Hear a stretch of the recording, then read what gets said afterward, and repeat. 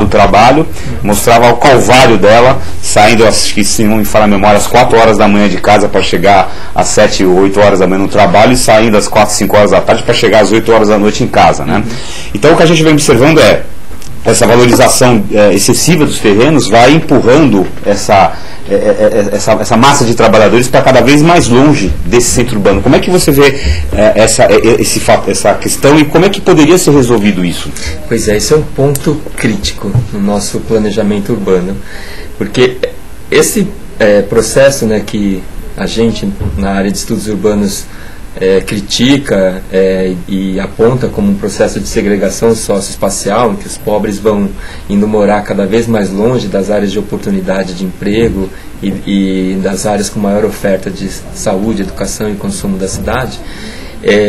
Esse ponto ele está associado a uma grande dificuldade aqui no Brasil da gente prover terra urbanizada adequada para produção de empreendimentos habitacionais com moradias para a população de baixa renda. A gente no Brasil, em qualquer cidade, você vê que não temos tradição, não temos estratégias, não temos políticas públicas que produz terra urbanizada com rede de água, esgoto, pavimentação, transporte público em local adequado, integrado à cidade, para depois essas terras receberem empreendimentos habitacionais de interesse social. O que a gente tem é o contrário. Primeiro as pessoas chegam, ocupam, vão construindo aos poucos suas casas, e aí chega a urbanização, chega a rede de água, chega a rede de esgoto, né? É aquele caso esquisito que a gente vê, por exemplo, ali na região do Morumbi, você tem uma favela ali, a famosa favela do Buraco Quente, que está em meio a uma região de altíssima valorização imobiliária, ela está implantada lá e o poder público não faz nada. Quer dizer, aí vem uma outra questão que eu estava conversando com o Paulo Taquito, que aliás, o Paulo Taquito é diretor sócio do Urban System, mandou um abraço para o Cazu aqui, que é a questão do famoso, como é que chama? Programa Minha Casa Minha Vida, né? Que é o programa que tem, em alguns locais do Brasil, tem tido sucesso, mas, por exemplo, em São Paulo, e principalmente na grande São Paulo, não decola de jeito nenhum, porque a conta não fecha, segundo o Paulo, né? Quer dizer, custo do terreno, mais preço de venda, mais custo do material, a coisa não fecha. E parece não haver um interesse do poder público de, por exemplo, pegar uma favela ali do Real Parque, você remover aqueles moradores, legalizar aquilo ali, construir. Se hoje moram em barracos, número X de moradores, se ali se construísse prédios do Minha Casa Minha Vida, morariam muito mais moradores que estariam próximos aos seus locais de trabalho. Por que esse programa não decola em São Paulo? Tem várias coisas. Vamos discutir isso daí. Que acho que merece a gente destrinchar. Vamos lá. Primeiro, essa questão da terra urbana, né, adequada para implantar esses empreendimentos no Minha Casa Minha Vida. Isso aí é um ponto crítico no próprio programa. Já estamos discutindo isso. De fato, em São Paulo a conta não fecha, principalmente para famílias de 0 a 3 salários mínimos, porque os empreendedores não estão interessados em usar essa terra altamente valorizada para produzir empreendimentos social para essas famílias que não têm capacidade de pagamento, vai precisar de subsídios e a margem de lucros certamente é menor para prover habitação para esse grupo social. Então, ninguém está muito interessado em usar as terras que tem aqui na cidade de São Paulo, que são preciosas, são caras, para realizar empreendimentos com margem de lucro baixa. Por isso que o programa não está decolando, o nó é fundiário mesmo, né, aqui em São Paulo. Outro ponto dessa sua colocação é com relação a esse problema da favela, né? Primeiro, a gente tem que ver com cuidado a densidade na favela e a densidade num prédio de apartamento. Muitas vezes a densidade da favela, apesar de ser horizontal, é muito maior do que um empreendimento com 3, 4 torres de apartamento, né? Por conta ali da forma de organização do espaço mesmo. Então, temos que olhar com cuidado esse argumento de que a verticalização ela adensa demograficamente. Não, a verticalização ela adensa construtivamente, mas ela não adensa demograficamente. E então essa intervenção nas áreas de favela para melhorar as condições habitacionais dessas famílias, muitas vezes você pode conseguir isso intervindo na própria favela, em vez de substituindo ela por torres de apartamento, né? Então, essa medida, né, da urbanização de favelas, regularização fundiária, tal, eu acho que hoje a gente tem mais experiências nas cidades brasileiras e a gente precisa olhar com maior crítica essas medidas de remoção, despejo forçado que está se disseminando aqui na cidade de São Paulo, na região metropolitana, porque isso é praticado no Rio de Janeiro desde a década de 60 e 70, a gente sabe que não dá certo. Tirar a família da favela e deixar ela ao Deus dará, não vai dar certo, porque ela vai para uma outra favela, vai para uma outra área de risco, e botar ela num conjunto habitacional da periferia, como Cidade de Deus, Vila Kennedy, no Rio de Janeiro, também não vai dar certo. Então, o caminho é tentar enfrentar esse nó fundiário e prover terra urbana para esses novos empreendimentos, porque essas famílias não vão evaporar no ar, elas vão precisar morar em algum lugar adequado na cidade. Então, ok. Caetano, como é que está a participação dos nossos internautas? Olha só, eu tenho... O Nestor, ele fez um comentário agora, quando o Cazu estava falando sobre as terras e casas populares, ele só fez o seguinte comentário: casa popular a 130 mil reais parece piada. E ele mandou uma outra pergunta já faz um tempinho, e na verdade ele fala um pouco sobre transporte público, que eu acho que é um ponto interessante também. Ele diz o seguinte, Cazu: dentro de 40 dias nossa frota atingirá 7 milhões de veículos, ou seja, quase 7 veículos para cada 10 habitantes. Isso é por deficiência do transporte público ou uma preferência de uma cidade de alto padrão de rendimentos? As duas coisas.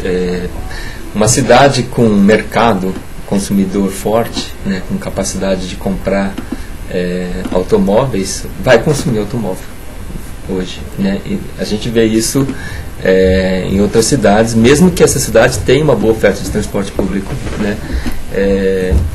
A questão é como a gente vai fazer com que as pessoas prefiram utilizar o transporte público e não sobrecarregue os espaços do sistema viário com automóvel individual, né, que muitas vezes está ocupado por uma ou duas pessoas no máximo.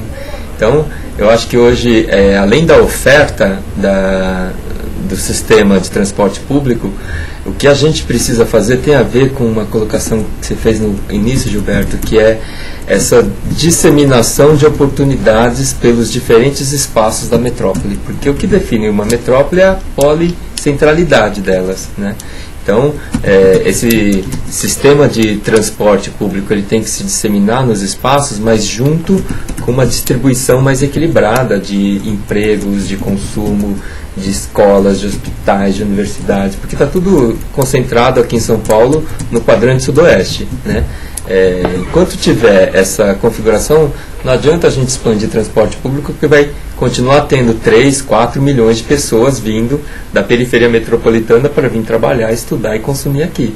E isso vai continuar sobrecarregando, né, o sistema viário. Na tua visão, um bom planejamento, uma boa solução para o planejamento urbano de São Paulo é você criar centralidades mesmo, onde as pessoas morem, trabalhem e digamos, criar subcidades. No contexto metropolitano é necessário a gente criar novas situações com polos, né, de diferentes atividades urbanas, terciárias, né, de serviços e tudo mais. Eu acho que o que define uma metrópole é isso, é você ter essas várias centralidades, né, na região.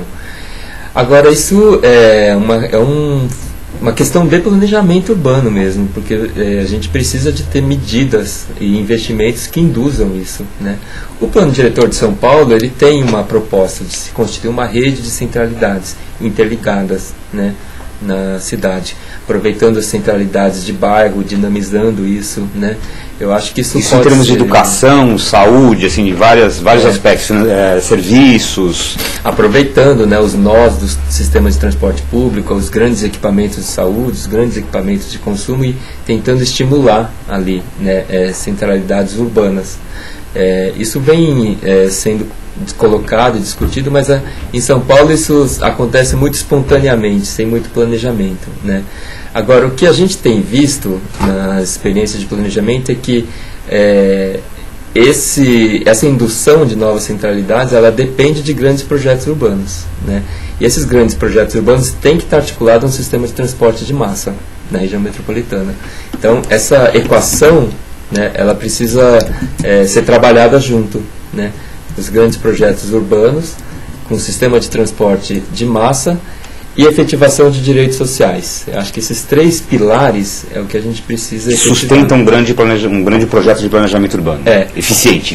Para uma metrópole, eu acho que a gente vai precisar encarar esse desafio, né? Agora tem uma lacuna aí, porque as regiões metropolitanas do Brasil não tem um marco jurídico, não tem um marco institucional, não tem uma estrutura orçamentária, não tem uma estrutura de poder e de governo para implementar algo como esse. Então, nos municípios metropolitanos, cada um vai para um lado, né? E dificilmente eles se articulam para resolver problemas. Eu fiquei sabendo, inclusive, numa entrevista aqui no Urbanville, que às vezes é difícil que os municípios vizinhos, por exemplo, São Paulo, São Bernardo, São José, Diadema, Mauá, é difícil que esses municípios pensem em conjunto, né? Eles estão integrados, eles já estão conurbados, e mesmo assim é difícil, às vezes, você conseguir implantar uma política comum. Afinal de contas, um esbarra no outro, um depende do outro, o rio passa junto. É verdade, isso teve no ABC uma experiência, né, da agência do Grande ABC, que se tentou, no período em que estava tendo a reestruturação produtiva, a perda de indústrias, né, a crise econômica da década de 80 e 90, se tentou fazer uma articulação entre os diferentes municípios da ABC para resolver problemas compartilhados. Mas isso teve começo, meio e fim, não teve duração, né, infelizmente, e a realidade é essa que você mostrou. Os prefeitos, eles, ao invés de unirem esforços, eles disputam, né, e em vez de tentar resolver os problemas comuns, deixam para o governo estadual ou para o governo federal, né, tentar resolver aquilo que extrapola os limites municipais. E aí eu acho que tem uma oportunidade. Eu acho que os investimentos do governo federal e investimentos do governo estadual que vão para os municípios deveria ter uma condicionalidade no contexto metropolitano de serem acessados e utilizados de modo articulado, né, com diferentes municípios. Porque essas condicionalidades no repasse dos recursos financeiros, eu acho que hoje, para mim, é uma das grandes portas para a gente induzir processos no nível local. Ok. Caetano? Olha só, tem uma pergunta bastante interessante aqui, Gilberto. O Gilberto anunciou no início do programa que o Cazu participou de um programa que nós tivemos há 2 meses atrás, pouco mais de 2 meses, que foi um programa especial, o Urbanville AltV Debate, no qual discutíamos o tema Itaquera, o futuro estádio do Corinthians, e a pergunta é sobre isso. O Mena está dizendo aqui, voltando ao tema do debate, o bairro de Itaquera já começou a receber a infraestrutura necessária, a expansão e urbanização que deverá decorrer da construção do estádio? Haverá um planejamento no bairro para zonas industriais, comerciais e residenciais? Não seria uma ótima oportunidade de São Paulo iniciar um projeto de planejamento urbano? Não começou ainda a ter os investimentos específicos, né, relacionados com o estádio lá em Itaquera. A região, as proximidades, têm recebido já há algum tempo um investimento na Avenida Jaco Pêssego, né, naquele complexo que é próximo e que se prevê a realização de um grande projeto urbano lá, né. Agora, isso não está elaborado, isso não está discutido, a gente não vê iniciativas de apresentação desse projeto, não tem ainda nada muito consistente apresentado, né, o que é um problema, porque aquele estádio, agora que parece que está se concretizando naquele local, ele vai precisar de ter um bom esforço ali de análise de impactos para a gente implantar ele da melhor maneira possível, e principalmente garantindo os direitos daquelas famílias de baixa renda